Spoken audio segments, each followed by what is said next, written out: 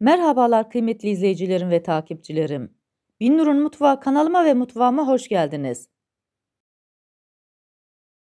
Bugün sizlere son derece lezzetli, yapımı da oldukça kolay olan avunya mantısı tarifim var. Balıkesir yöresine ait olan bu mantının tadına bayılacaksınız. Tarifime başlamadan önce kimin nereden izlediğini bana yorumlardan yazarsanız, değerli takipçilerimin nereden izlediğini öğrenmiş olurum.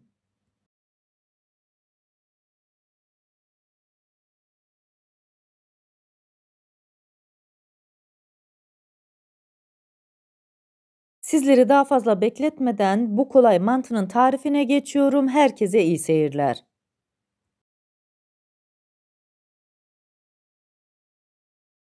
Tarifimde sadece 1 adet yufka kullanıyorum. 1 adet yufkayı alıyorum, uzunlamasına güzelce katlıyorum. Böylelikle kesme işlemi daha kolay olacak. İlk önce ortadan ikiye kesiyorum. Sonra tekrar ortadan ikiye keserek küçük şeritler halinde yufkayı doğruyorum.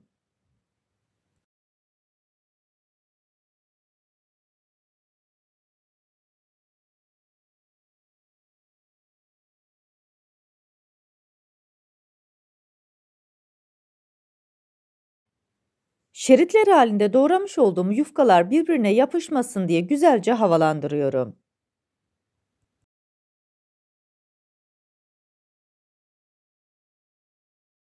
Yufkaları kızartacağım tepsinin taban kısmını biraz zeytinyağıyla yağlıyorum.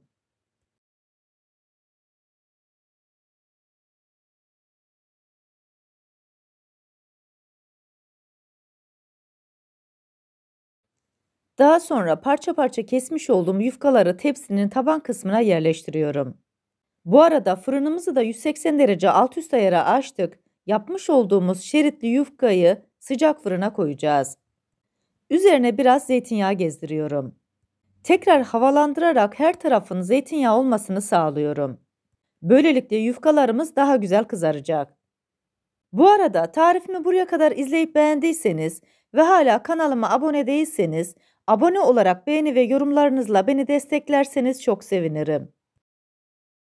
Yufkaları sıcak fırına götürerek 10 dakika boyunca kızartıyoruz. Daha sonra tepsiyi fırından çıkartıyorum. Yufkaları ters düz ediyorum, tekrar 10 dakika daha pişireceğim. Yani toplamda 20 dakika boyunca yufkaları pişiriyoruz. Yufkalar fırında pişerken biz de diğer malzemeleri hazırlıyoruz. Bu tarifimde yarım tavuk göğsü kullandım. Tavuk göğsünü güzelce haşladıktan sonra küçük küçük parçalar halinde ayırıyorum. Suyunu da kesinlikle dökmüyoruz. Birazdan onu da kullanacağız.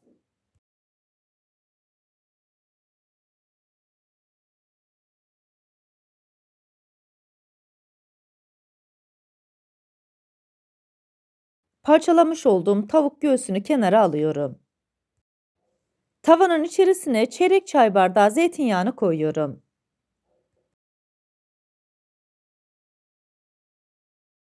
Bir adet küçük küçük doğramış olduğum kuru soğanı ekleyerek diriliği geçinceye kadar kavuruyorum.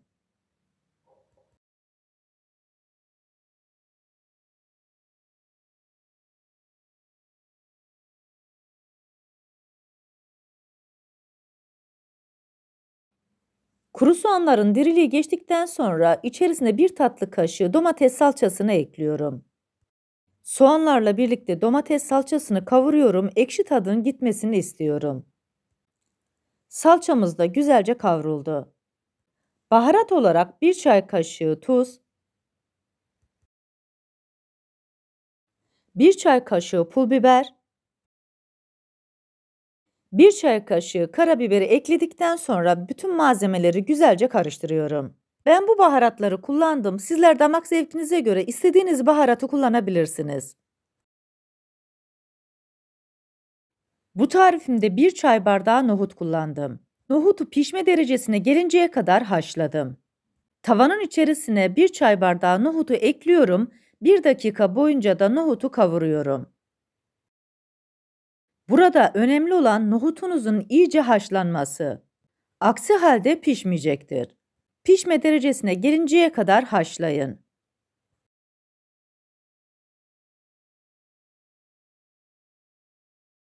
Nohutları da 1 dakika boyunca kavurdum. İçerisine tavuk göğsünü ekliyorum. Bunu da 1 dakika boyunca diğer malzemelerle birlikte güzelce kavuracağım.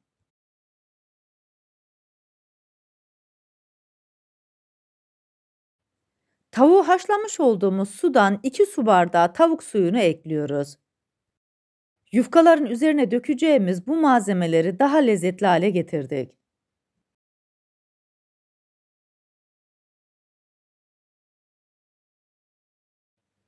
Tavanın kapağını kapatıyorum, kaynayıncaya kadar yüksek ateşte bekletiyorum. Kaynadıktan sonra şöyle bir karıştırıyorum, tekrar kapağını kapatarak 15 dakika boyunca pişiriyorum. 15 dakikanın sonunda tavanın kapağını açıyorum. Burada tamamen suyu çekinceye kadar pişiriyorum. Üstüne koyacağımız harcımız hazır, artık ocaktan alıyoruz.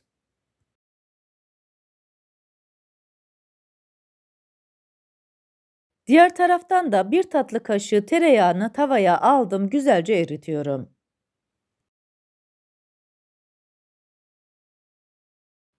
İçerisine 1 çay kaşığı toz naneyi ekliyorum. Hemen çok kısa sürede şöyle bir karıştırıyorum.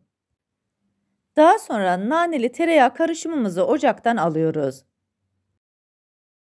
Mantının üzerine dökmek için 1 kase yoğurdun içerisine 2 diş sarımsağı rendeliyorum. Bu arada tarifimi buraya kadar izleyip beğendiyseniz sosyal medya hesaplarınızdan arkadaşlarınızla paylaşarak bana destek olursanız çok sevinirim. Ayrıca kanalımda birbirinden güzel diğer tariflerim var. Onlara da göz atmayı sakın unutmayın. Yoğurdun içerisine yarım çay kaşığı tuzu ekliyorum. Daha sonra karıştırıcı yardımıyla yoğurt tamamen pürüzsüz oluncaya kadar karıştırıyorum. 20 dakikanın sonunda yufkaları fırından çıkarttım. Çıkartır çıkartmaz ilk sıcağının çıkmasını bekliyoruz. Bütün malzemelerimiz hazır, artık servis için mantımızı hazırlayabiliriz. Genişçe bir servis tabağı alıp yufkaları içerisine koyuyorum. Çok uzun olan yufkaları elimle kırarak küçültüyorum. Bu arada tarifimde kullanmış olduğum bütün malzemeleri videomun altındaki açıklama kısmında ölçüleriyle birlikte paylaşıyor olacağım. İsterseniz oradan da bakıp faydalanabilirsiniz. Yufkanın hepsini servis tabağının içerisine koydum. Üzerine dökeceğimiz harcımızı yufkaların üzerine döküyoruz.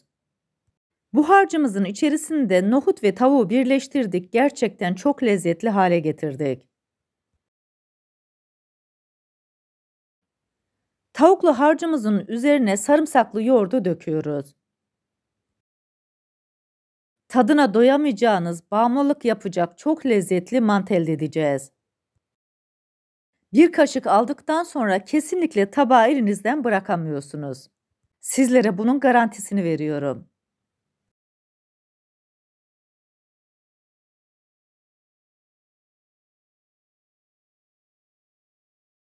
Yoğurdun üzerine tereyağı ve nane karışımımızdan döküyoruz. Böylelikle hem lezzetlendirmiş oluyoruz hem de görseli gerçekten güzel oluyor.